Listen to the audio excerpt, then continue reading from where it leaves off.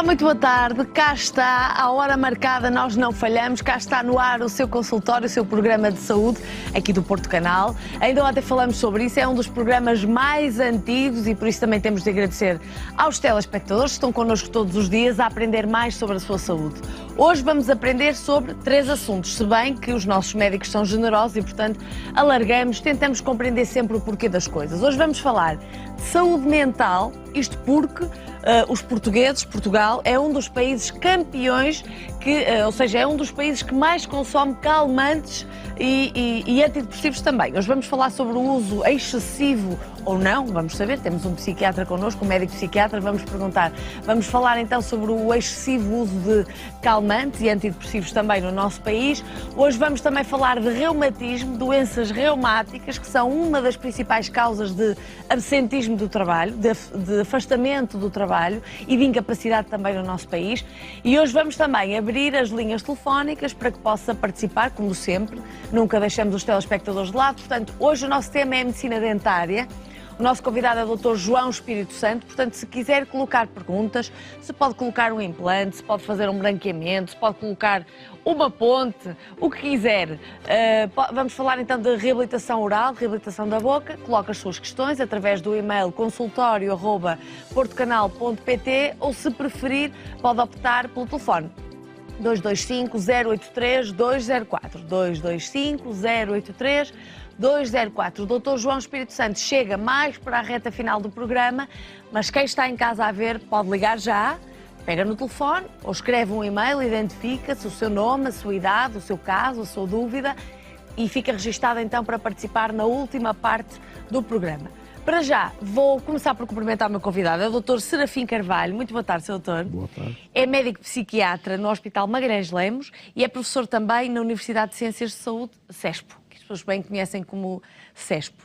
E tanto falamos do excessivo ou não uso de calmantes. O que é certo é que o nosso país consome imensos calmantes, os nossos portugueses, e a propósito disso, não sei se já viram, se não viram vão ver agora, uma reportagem que passamos aqui no Porto Canal e que tenta explicar um bocadinho o porquê de tanto consumirmos calmantes. Veja e depois conversamos com o nosso especialista. O consumo de calmantes aumenta de dia para dia e Portugal, além de não ser exceção, é o campeão da Europa no uso destes medicamentos. Em percentagem, o sexo feminino representa 70% dos consumidores, produtos que são cada vez mais procurados pelos mais novos. O dia-a-dia estressante que a maior parte das mulheres tem, quando tem que acumular o trabalho, horas de trabalho bastante extensas, não? E ainda cuidar da família, ir buscar os filhos, levar os filhos, é normal que o nível de ansiedade das mulheres seja superior. Não? Há uma pressão muito grande posta atualmente nos alunos a vários níveis, eu vejo desde a primária até aos últimos anos do liceu. Só no ano passado, quase 2 milhões de portugueses adquiriram pelo menos uma embalagem de medicamentos destinados ao tratamento das perturbações de ansiedade e insónia, consumo que pode provocar dependência e não só. Não podem ser retirados abruptamente, portanto, isso exige que depois sejam retirados lentamente e com um acompanhamento médico. Portanto, são 2 problemas graves, não? Um é a dependência que eles provocam, outro é a não poderem ser retirados de uma forma imediata e ainda têm o risco acrescido de, como provocam sonolência, potenciarem todos os efeitos de acidentes, quedas, tudo que está associado à sonolência, alterações da memória, do potencial cognitivo. Especialistas aconselham atividade física e uma alimentação saudável como alternativa aos medicamentos. Em Portugal, é nos Açores onde se consome mais calmantes, segue-se as regiões do Norte e Centro e o Algarve registra a menor utilização. Valores que levaram a uma campanha de sensibilização dirigida aos profissionais de saúde. Portanto, perante isto, a minha atenção ficou em várias coisas nesta reportagem, que até está bastante completa. Os mais jovens também andam a tomar calmantes, doutor? É assim, toda a gente do universo das pessoas que utilizam calmantes o fazem e em geral por razões diversas, não é? Pois.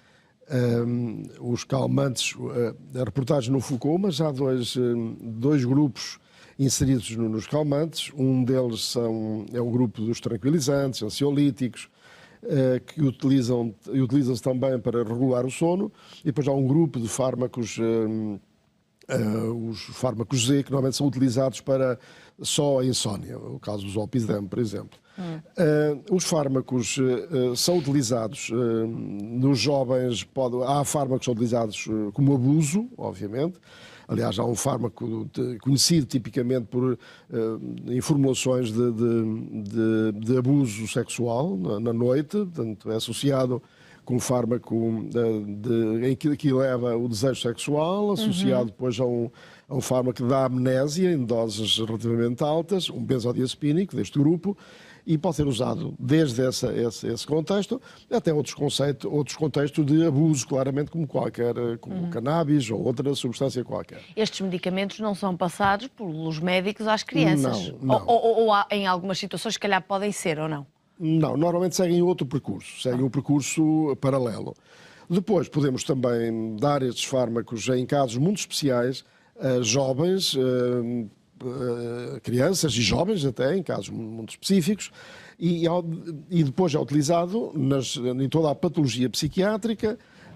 E há uma nota que é preciso colocar, uma coisa focada aqui da própria peça. Um aspecto é nós vivermos com o stress da vida. Não é? Ok, não temos necessariamente de todo que consumir substâncias destas, tranquilizantes, por termos stress.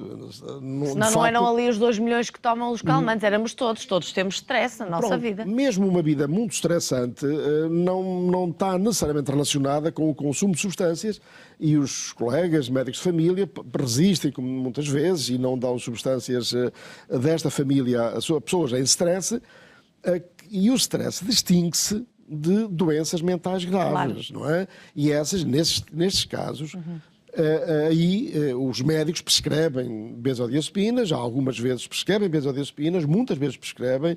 Veja, a prevalência de doença mental grave em Portugal, não é?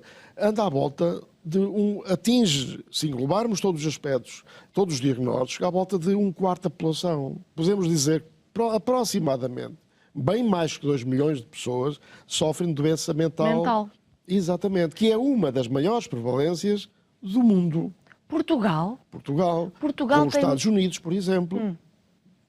Temos prevalências de doença mental geral na população próxima dos Estados Unidos, que é um dos campeões, e outros 2 ou 3 países da Europa Central.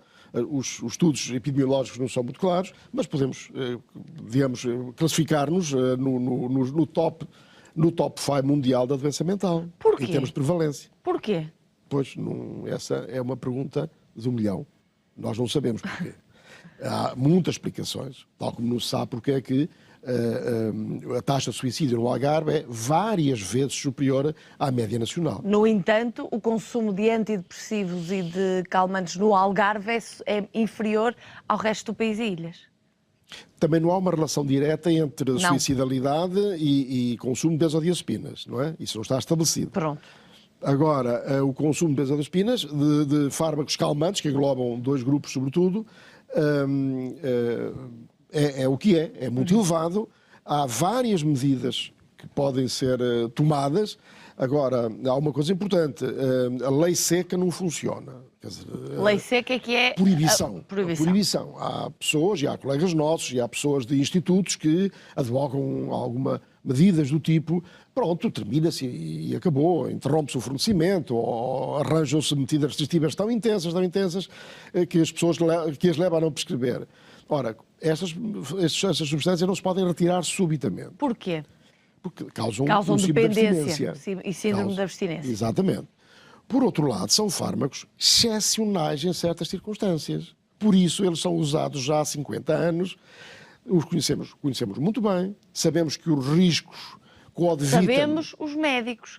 E as pessoas também, no entanto, parece que vão passando de uns casos para os outros, ou para os amigos, ou até para as crianças, quando os veem em stress ou com stress das aulas, porque os médicos certamente as prescrevem quando são mesmo necessários. Estes casos que nós vemos aqui, Sr. Doutor, certamente são as pessoas que vão passando umas para as outras, ou não? Os calmantes. Sim, o amigo fornece muita informação. Pois, claro. Nós vivemos num país onde a literacia, e este programa combate a iliteracia médica, E nós necessitamos, como um pão para a boca, não é? Até penso para regular uma parte do PIB, programas como estes, um canal de saúde exclusivo, por exemplo, seria importantíssimo. Porque é uma enorme iliteracia em saúde, como há noutras coisas, como há no clima, como há na...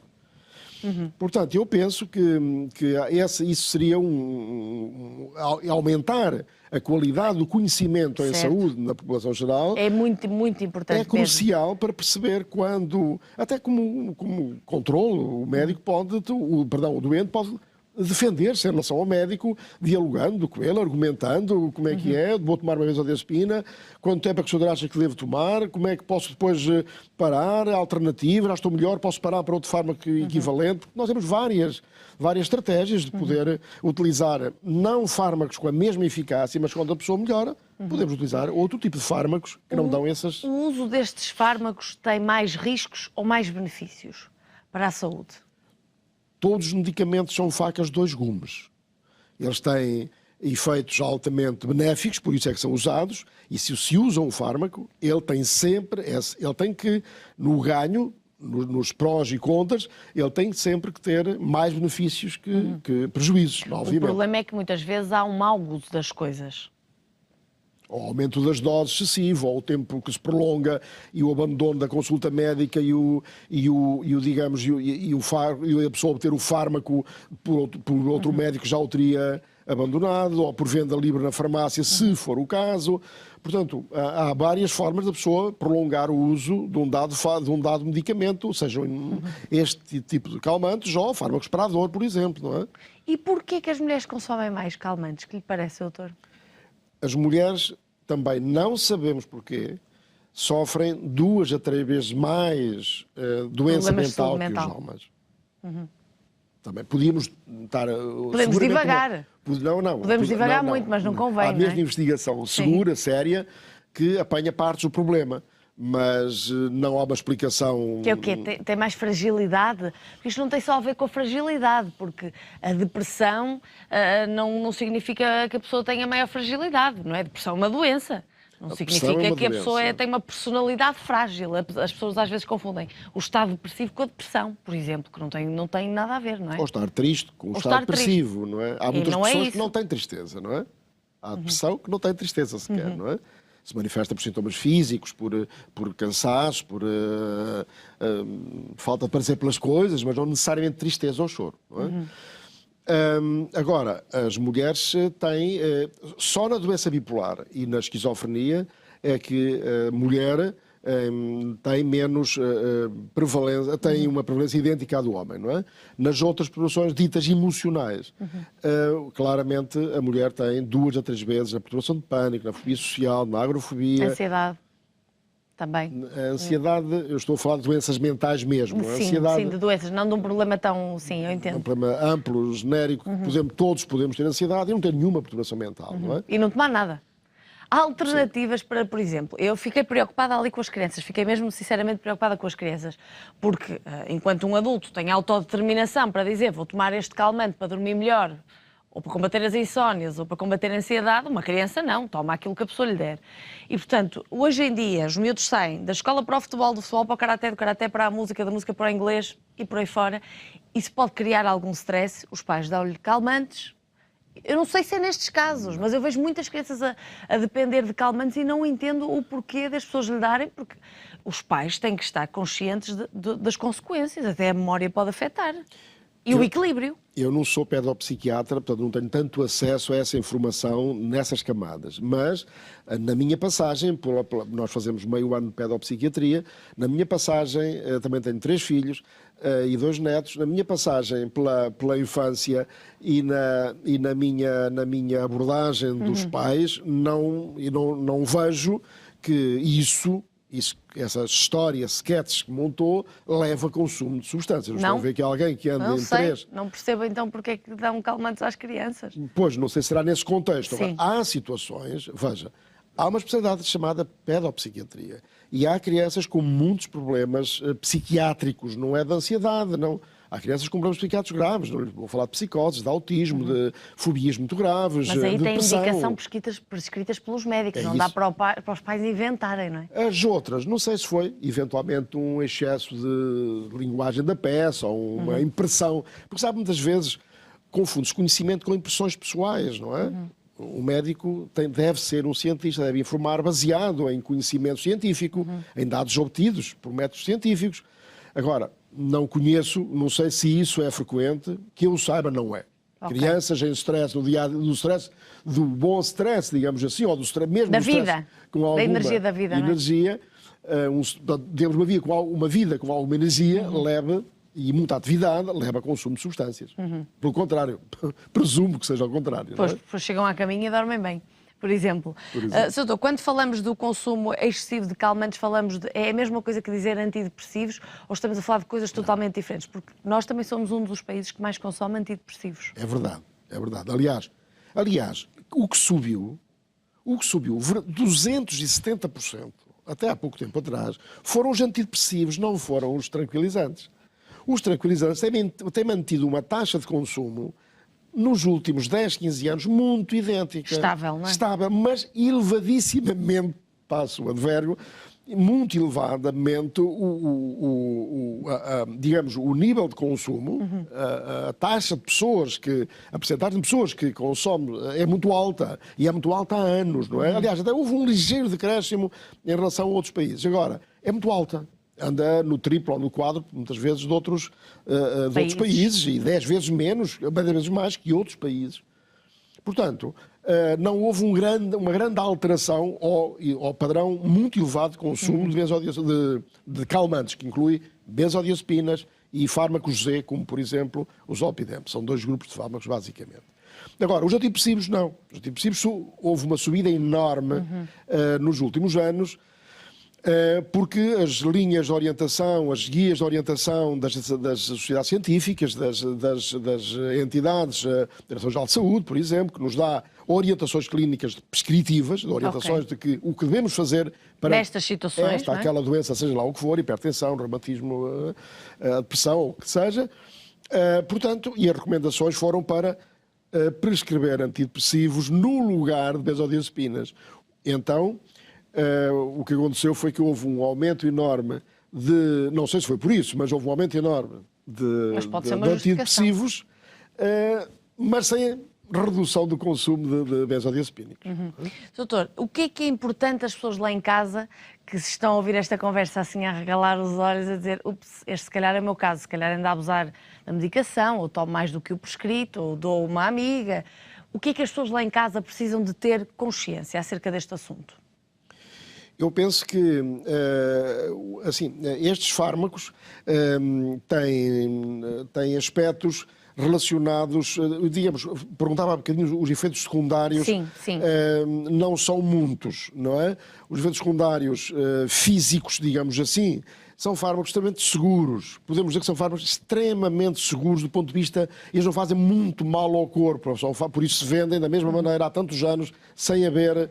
Portanto, em uso comum, são fármacos extremamente seguros. Agora, se falamos de pessoas idosas, por exemplo, são fármacos que estão relacionados com o aumento, nas pessoas que o tomam, de quedas. As pessoas idosas têm muito mais quedas que as pessoas que não consomem benzodiazepinas. Matam, levam-nos muitas pessoas, principalmente os idosos. Os idosos com quedas é um problema muito grave.